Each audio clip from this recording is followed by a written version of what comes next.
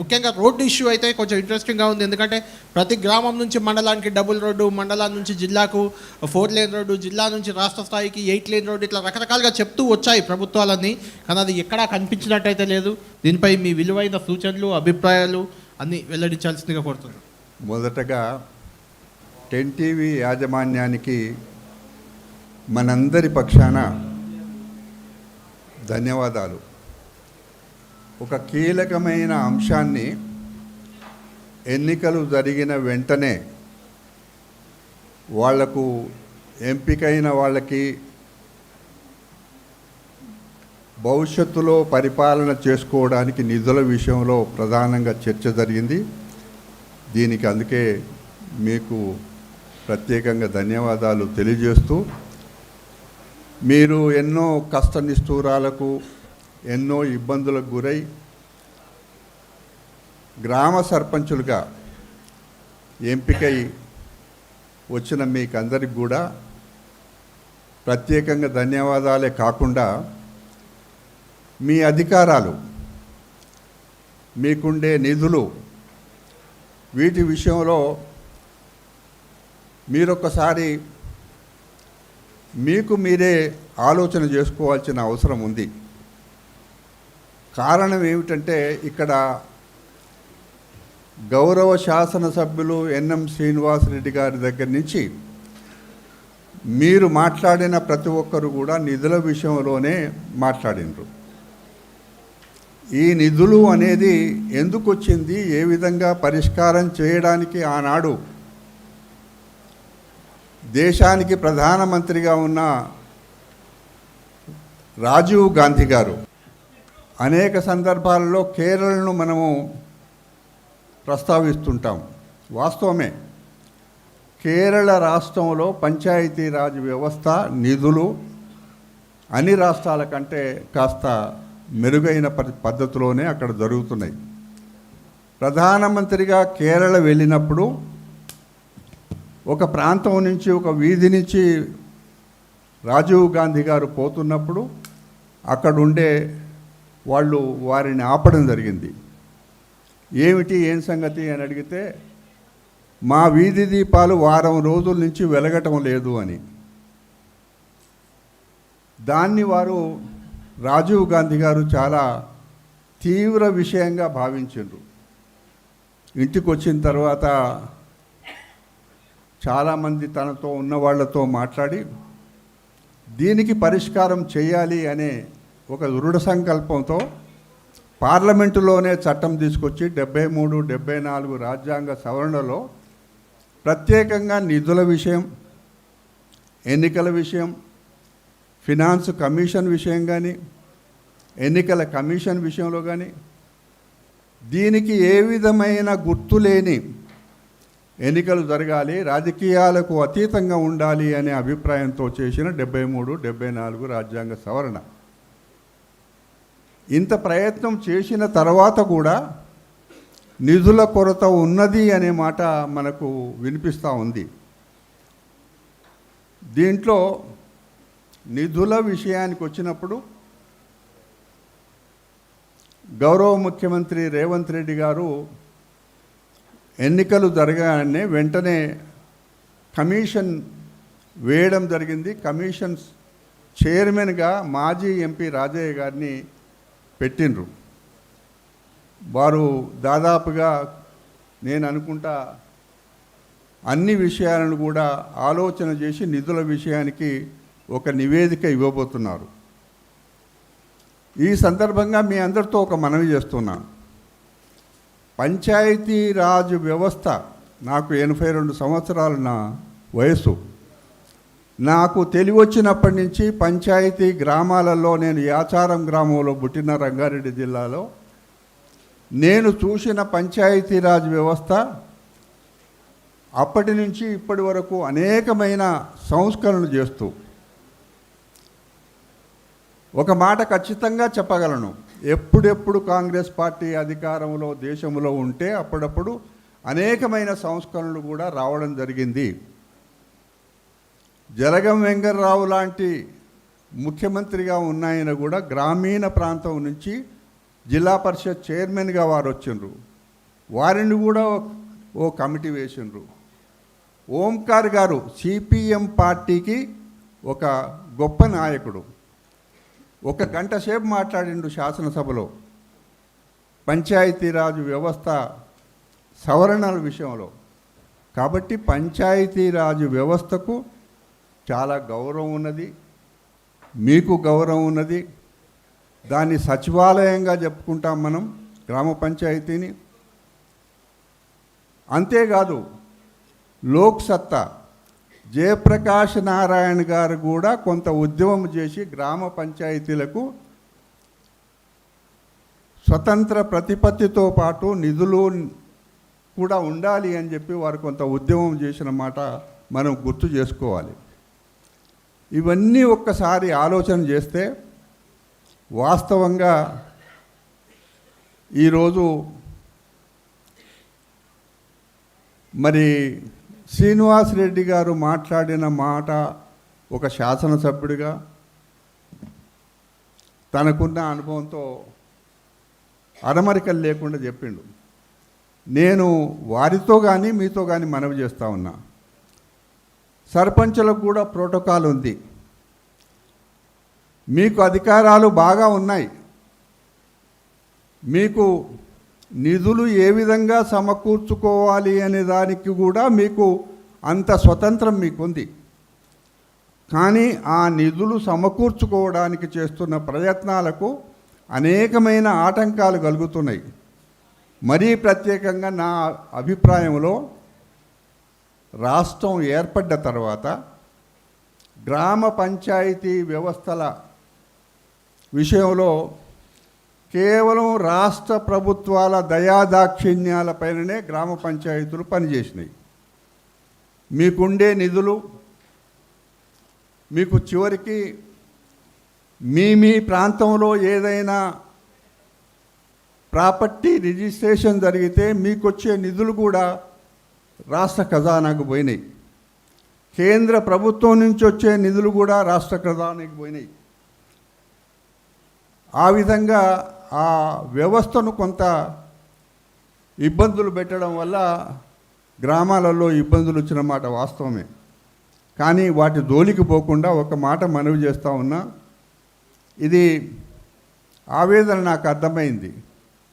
శ్రీనివాసరెడ్డి గారు మీ తర్వాతనే chief secretary, ప్రోటోకాల్లో మీరే ముందు. కానీ వాస్తవమే కొందరు అధికారులు బాధ్యతారహితంగా వ్యవహారం చేస్తున్న మాట వాస్తవమే. మీరు ఒక శాసనసభ నియోజకవర్గానికి మీరు ప్రతినిధి కారు, మీరు రాష్ట్రానికి ప్రతినిధి. శాసనాలు చేసేవాళ్ళు మీరు. శాసనసభ్యుడు అంటేనే శాసనాలు చేసేవాడు. మీరు రాష్ట్రానికే ప్రతినిధి. కాబట్టి మీరెక్కడ కూడా మీరు తక్కువగా ఆలోచన చేయకుండా అవసరం వచ్చినప్పుడు మీ అధికారాల గురించి కానీ, ప్రజల గురించి కానీ, నిధుల గురించి కానీ శాసనసభలో మాట్లాడుకోవాల్సిన అవసరము, ఈ రాష్ట్ర ప్రయోజనాల గురించి ఎంతైనా అవసరం ఉన్నది అనే మాట నేను ఈ సందర్భంగా మనవి చేస్తూ ఉన్నా. దీంట్లో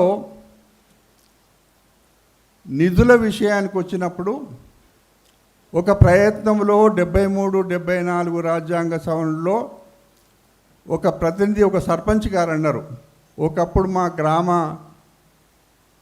జనాభా 3000 ఉంటే ఇప్పుడు 6000 అయింది, ఎట్లా? అందుకే దాంట్లో ఎప్పటికప్పుడు కమిషన్ జనాభా ప్రాతిపదికన నిధులు కేంద్రం నుంచి వచ్చే ఏర్పాట్లు ఉన్నాయి. కమిషను గత కొంతకాలంగా పనిచేయలేదు.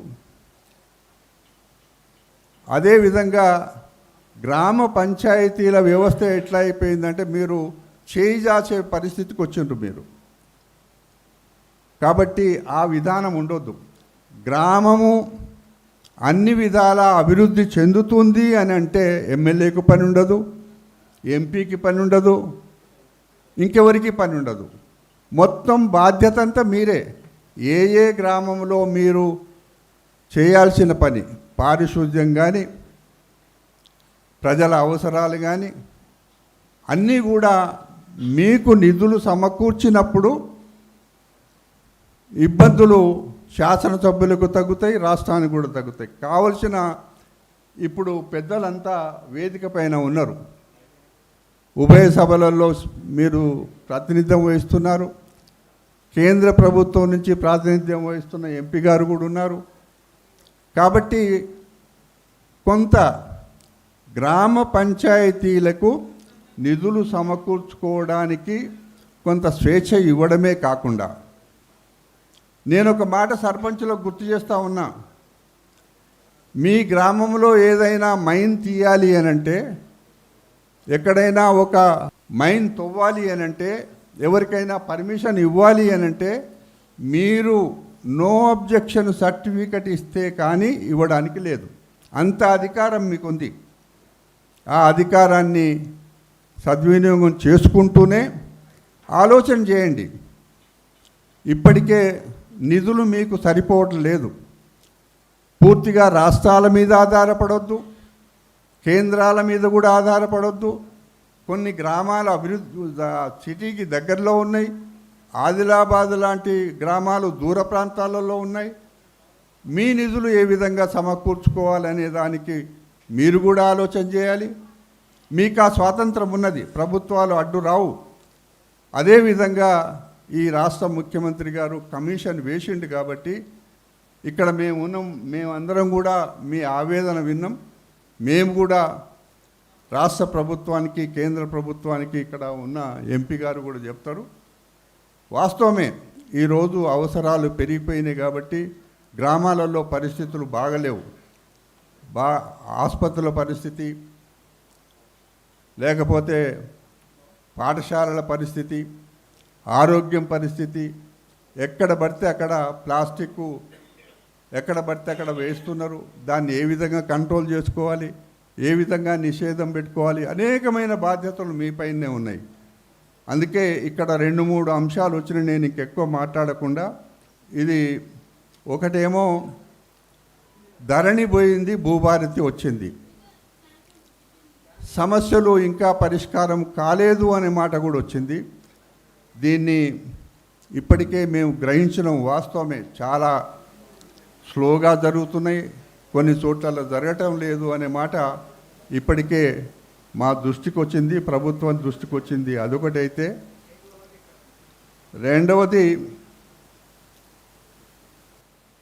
చెరువు కట్టలు. మీ గ్రామాలలో ఉండే చెరువు కట్టల నిర్వహణ ఎవరు ఏమనుకోవద్దు.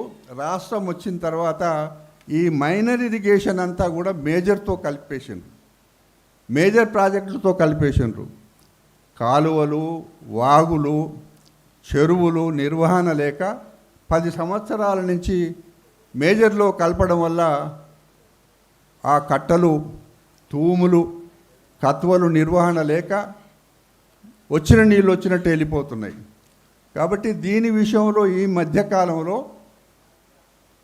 అగ్రికల్చర్ కమిషన్ బాగా లోతుగా ఆలోచన చేసి పూర్వం ఉన్న పద్ధతి చెరువుల నిర్వహణ గురించి ఎక్కడికక్కడ నీటి నిర్వహణ కమిటీలు వేయాలి అనే సూచన ప్రభుత్వానికి నివేదిక అందింది.